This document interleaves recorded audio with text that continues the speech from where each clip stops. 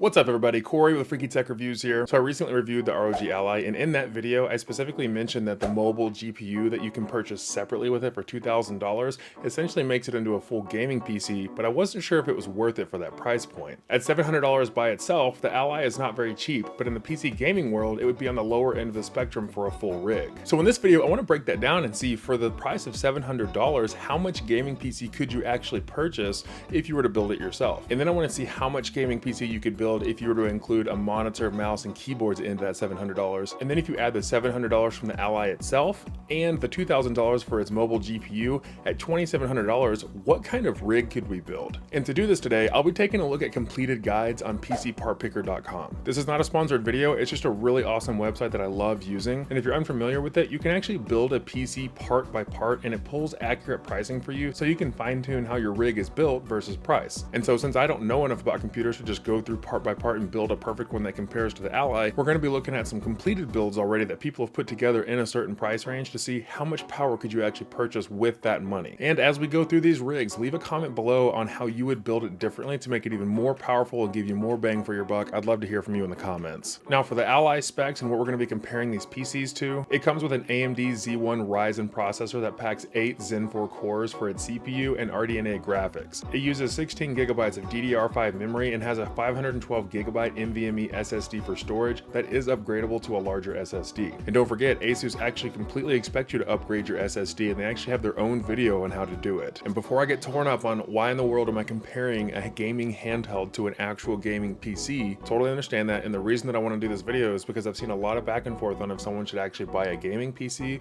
or take a look at the Ally. How much power can you get if you were to spend that money on a PC? Also, because the Ally does not have its own user interface and actually uses Windows 11 desktop, it actually functions just like a PC, and that's one of the reasons I want to compare them. Now, I'm not going to be covering gaming laptops today. If you want to see that, leave a comment below and I'll do a video on that as well. So as you can see, there's a completed build section at PC Part Picker, and there's all these different options to function by. So I'm going to type in $750 as the max price, $680 as the minimum price. I also want to make sure that all of the builds are recent, so I like to search within the last year so it has a chance of getting some of the most modern computer technology possible. And I also like to go and sort by highest rated. Now, because the ROG Ally itself has a white and black theme, I kind of want to keep it the same when I'm looking at these builds. So for this one, I found this minimal white and black build that looks really nice aesthetically. As you can see, it's a super clean look. I love the white lights on the RGB. The cooler also has a really nice textured pattern. That's just a super clean look, and I really like it. This build comes in at $723, a little over $700.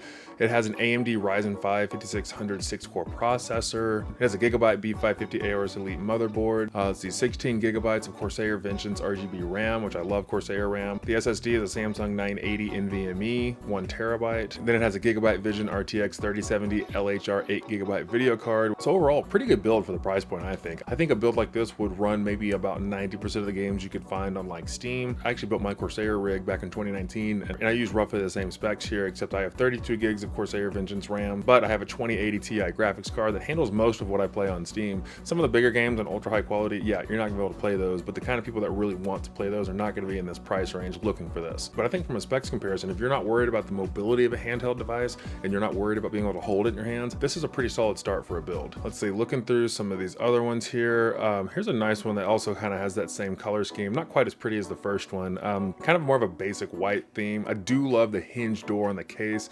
That is super nice. I would have gone with white RGB if I could afford it, but let's take a look at the pricing here. Let's see, so it has the AMD Ryzen 5600 6-core processor. It has the ASRock B550M Steel Legend motherboard. It uses a 1 terabyte NVMe SSD from Team Group, and then it has the Asus Dual Mini 3060 Ti 8 gigabyte video card. This one comes in at $734. You know, if I had to choose between the two, I think, you know, from a build quality, I think the first one's probably a little bit better in my opinion, and it is still a little bit cheaper, which is nice, and it looks better. But either way, both of these have more than enough power to almost outperform the actual Ally itself. Again, with the caveat that it's not handheld, I get that. Okay, so now let's see if we can find a build that has the tower and the monitor and the gaming peripherals so that it would be the complete package. Okay, it actually comes with a monitor, so let's keep looking.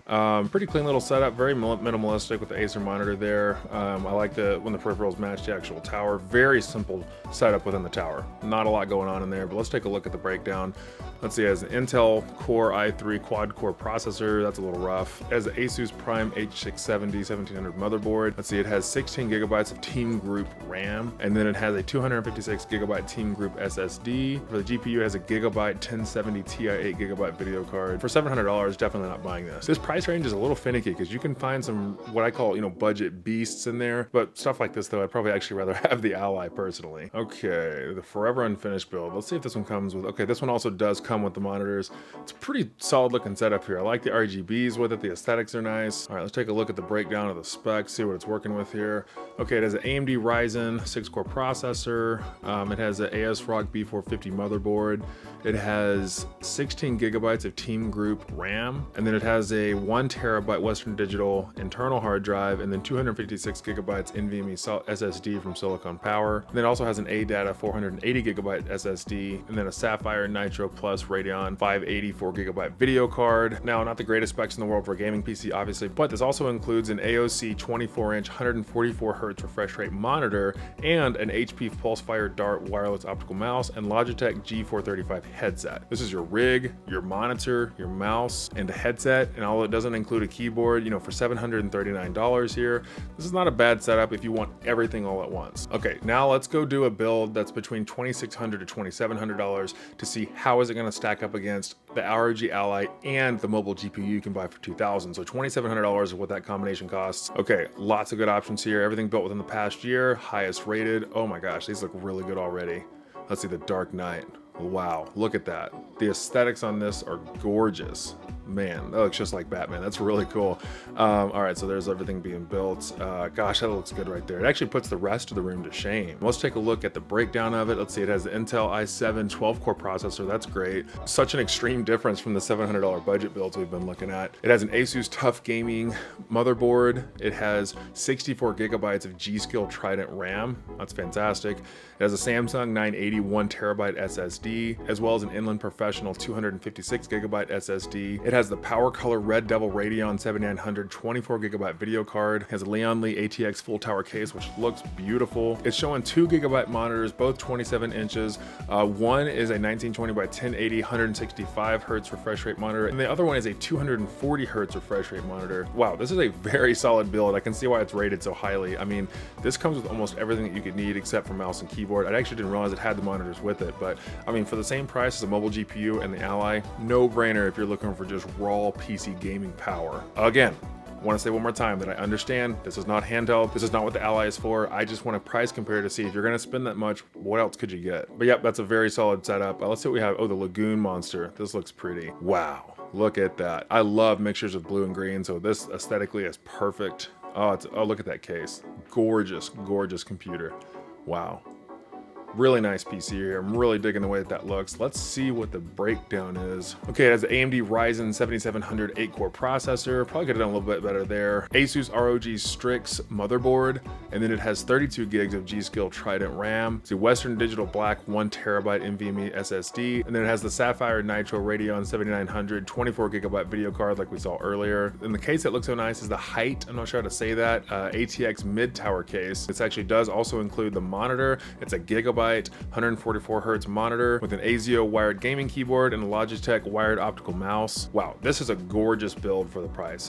So you can get a full setup again for the same price as just the mobile GPU and the ROG Ally. So that really makes it tough to justify getting the Ally and its mobile GPU. If you want to be competitive mobily, you might start looking in the laptop arena. And because I can't afford to purchase and do some testing on the mobile GPU from Asus, it's really hard for me to compare any of this, but I think for the price point, it's really difficult to justify buying that mobile GPU. Now, the Ally itself, fantastic for what you want to use it for. I've absolutely loved gaming on the go and being able to be anywhere I want to while I play some gaming. It is obviously much more powerful plugged in. If you want to use 30-watt turbo mode, you really need to stay on charge. Just the performance mode itself is great for most games. It's not the greatest for cloud gaming in my opinion, but I don't have 6E Wi-Fi, so that probably has a lot to do with it. While I do still love the Ally, and I do highly recommend it if the use case for it is interesting to you, it's hard to say that it's completely worth it when you see complete setups like this that are the same price. Let me know in the comments below if you agree or disagree with me, how you would do things differently. I suspect there's going to be a lot of back and forth now that the handheld gaming market is starting to kind of merge into the gaming PC market. For so long they've been separate that this is going to be really interesting to see how it affects the gaming gaming world. But I really enjoyed doing this, so if you want to see more comparison videos in the future, please let me know. I am not an expert in the PC gaming world, so it's very possible I could get torn up over this video,